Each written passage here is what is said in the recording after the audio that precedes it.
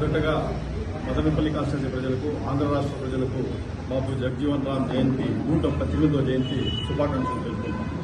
ఎందుకంటే ముఖ్యమంటే ఈరోజు మనం ఇక్కడ ఆయనకు స్ఫూర్తి చేసుకుని ఈరోజు ఆయన గుర్తు చేసుకోవాలి. ఎందుకంటే ఈరోజు ఆయన జయంతి సందర్భంగా ఆయన మన దేశానికి చేసిన సేవ ఏమి, మన దేశానికి ఏం పాటు పడినాడు అనేది ఇప్పుడు మనం గుర్తు చేసుకునే అవసరం ఉంది. ఎందుకంటే అది గుర్తు చేసిన దానివల్ల ఏమవుతుందంటే మన భావి తరాలు కానీ, మన పిల్లలు కానీ వాళ్ళకు కూడా తెలుస్తుంది ఏ రకంగా మన పెద్దలు కష్టపడి ఈరోజు స్వాతంత్రం మన చేతికి తీసుకొచ్చినారు, ఏ రకంగా వాళ్ళ కష్టపడి మనం వేరే వాళ్ళ చేతుల నుండి స్వాతంత్రం తెచ్చి మన దేశాన్ని అభివృద్ధి చేశారు.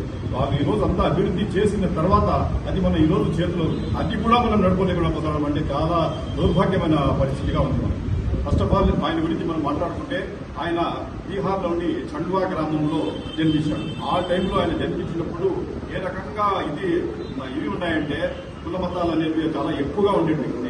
అట్టడుగు జాతులకు చాలా నీచంగా, చాలా ఘోరంగా చూపించేవారు. ఈ రోజు ప్రకారం కాదు. ఆ రోజు చాలా వరకు మేజర్ క్యాస్ట్ అని డామినేట్ చేస్తా ఉన్నాయి. అట్టడుగు వర్గాలకు తక్కువగా పెట్టించి అసలు సమానంగా కూర్చొని పెట్టే వాళ్ళు కూడా కాదు, ఒక మాట్లాడే వాళ్ళు కూడా కాదు. ఆ టైంలో ఇట్లా మహానాయకుడు పుట్టాడంటే నిజంగానే చాలా అసలు అది బీహార్ అనేది చాలా ఈ రకంగా ఉండే ప్లేస్. ఈ రకంగా ఇది ఉండేది మన కులాలకు మతాలకు ఎంత ఇది చేసుకుంటా ఉండే ప్రదేశం ఉంది ఆ టైంలో. ఈ రోజు కూడా ఇంకా తగ్గలేదు. అట్లాంటివి ఆ రోజు ఆయన స్ట్రగుల్ చేసి ఆయన బనారస్ హిందూ యూనివర్సిటీలో కూడా అన్ని కుల మతాలకు ఒకటి చేసేసిండు. చాలా వరకు స్ట్రగుల్ చేసేసి ఎస్సీ ఎస్టీల గురించి, మైనారిటీల గురించి ఫైట్ అవుట్ చేసిన వ్యక్తి మన బాబు జగజీవన్ రామ్ గారు. ఆయన చేసిన సేవలను గుర్తు చేసుకుని పండిత్ జవహర్లాల్ నెహ్రూ కానీ, మహాత్మా గాంధీ కానీ ఆయన కూడా ఫోర్ ఫ్రంట్ లో తీసుకుని వచ్చేసి, కాంగ్రెస్ లో తీసుకుని వచ్చేసి ఆయనకు మంచి పదవులు ఇచ్చేసి ఆయనకు ముందు తీసుకుని వచ్చాడు. ఆయన స్వాతంత్రంలో కూడా చాలా వరకు అంబేద్కర్ గారితో పాటు కానీ, మన గాంధీజీ గారి పాటు కానీ నడిచి ఈరోజు మనకు స్వాతంత్రం ఇచ్చగలిగారు. వచ్చిన తర్వాత కూడా ఆయన చేసిన సేవలు ఎవరూ మర్చిపోలేకుండా విన్నారు. ఒక అట్టడుగు జాతికి సంబంధించిన వాడైనా సరే ఆయన మంచి అన్ని పదవులు ఇచ్చినారంటే ఆయన కెపాసిటీ ఏమైనా మనం అర్థం చేసుకోవాలి. ఈ రోజు వేరే క్యాస్ట్ డామినేట్ ఉండే ఏరియాలో, పెద్ద క్యాస్ట్ డామినేట్ ఉండే ఏరియాలో కూడా ఒక అట్టడుగు జాతి నుండి ఆయన అంత మంచి పదవులు ఈ రోజు మన క్యాబినెట్ లో కూడా ఎక్కువ క్యాబినెట్ పదవులు అలంకరించే ఘనత ఆయనకే ఈరోజు అన్ని పదవులు, రక్షణ శాఖ తీసుకోండి, ఇరిగేషన్ తీసుకోండి, డిప్యూటీ సీఎం తీసుకోండి, డిప్యూటీ ప్రైమ్ మినిస్టర్ తీసుకోండి, అన్ని శాఖలు అలంకరించారు.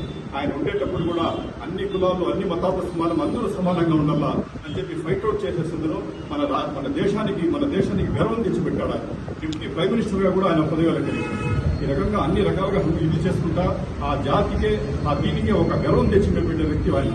ఈరోజు మనం వచ్చిందో ఆయనకి ఈరోజు మనం జయంతి వేడుకలు జరుపుకునేది కాదు, ఆయన జీవితాన్ని కూడా మనం మార్గదర్శనంగా తీసేసుకుని మనం కూడా చాలా వరకు ఆయన జీవితాన్ని మాది చేసి మన దేశాన్ని ఈరోజు ఆ రోజు కష్టపడి వాళ్ళు చేసినందుకు ఈరోజు మన దేశం పటిష్టమైంది.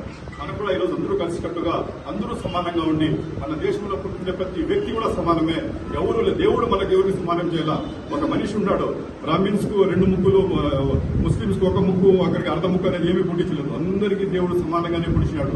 ఆ దేవుడు మనకు సమానంగా పుట్టించినప్పుడు మనలో మనం పార్టీషన్ చేసుకునేవాళ్ళం. మనం అందరూ ఖచ్చితంగా కలిసికట్టుగా ఉండాలా, మన దేశం కోసం పోరాడాలా.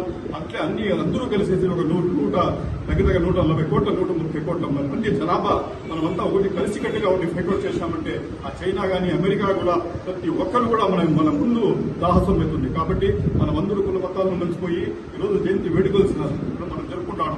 దానికి ఒక ఆదర్శంగా మనం తీసేసుకొని ఆయన జీవితాన్ని మన జీవితంలో తీసుకుని వచ్చేసి మనం చూసి మనం చిన్నపిల్లలు కూడా చిన్నప్పటి ఇట్లాంటివన్నీ మనం నేర్పించి మనకు లైఫ్ తీసుకుని వచ్చామంటే ఖచ్చితంగా మన భారతదేశం ఖచ్చితంగా నంబర్ 1 అవుతుంది. వాళ్ళు కలల కన్నా రాజ్యాన్ని మనం స్థాపించుకుంటాం చేసుకుంటాం.